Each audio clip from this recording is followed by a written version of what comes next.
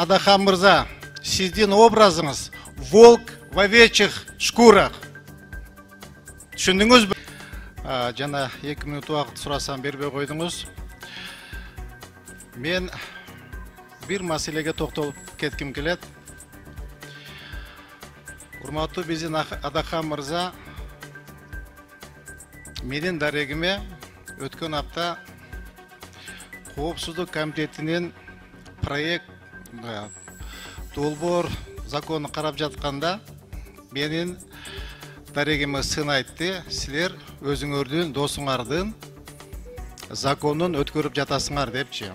Бирок мен буга кошулбаймын.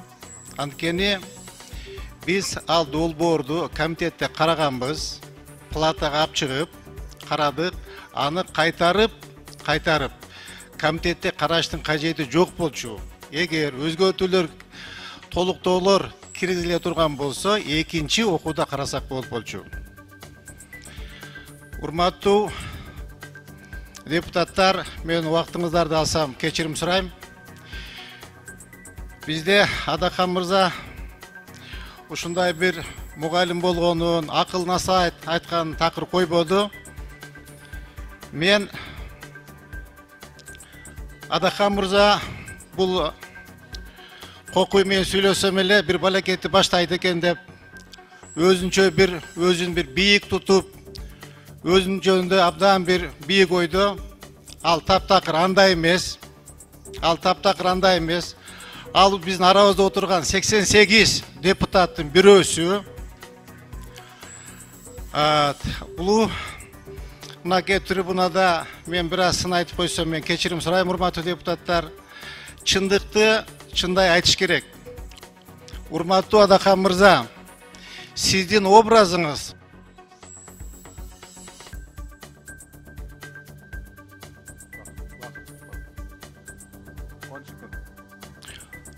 Урматтуу Адахан мырза, сиздин образыңыз волк в овечьих шкурах. Түшүндүңүзбү? Сиз өзүңүз... Урматтуу коллегалар,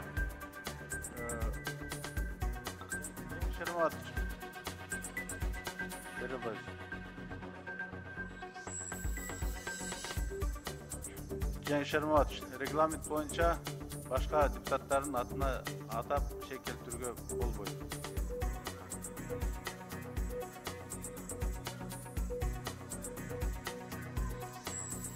Биз сизге убакыт бердик. Сураныш бир аз.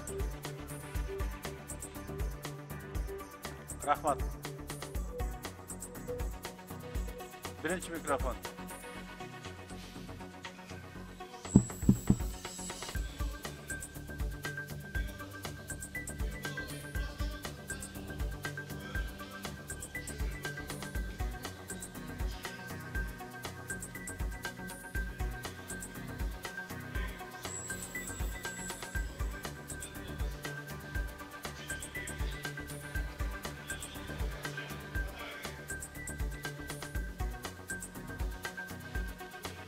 Kavrular, urmatlı депутаттар.